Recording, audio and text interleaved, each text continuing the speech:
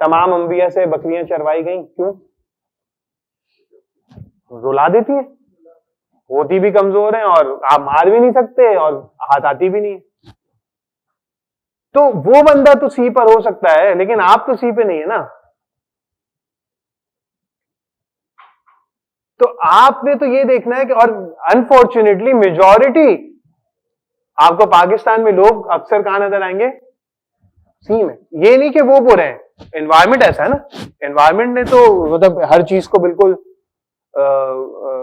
Use to कर दिया ना लोगों को, उससे कि लोग समझते हैं बस ठीक है, दैट्स फाइन, अब ऐसे ही है। तो अगर हम उसमें एक चेंज लाना चाहते हैं तो उस चेंज के लिए सबसे पहले हमें सोचना होगा कि बीइंग अ लीडर मेरे अंदर कितना पेशेंस है उनकी गलतियों को बर्दाश्त करने का, उनको दोबारा चांस देने का, ठीक है ना।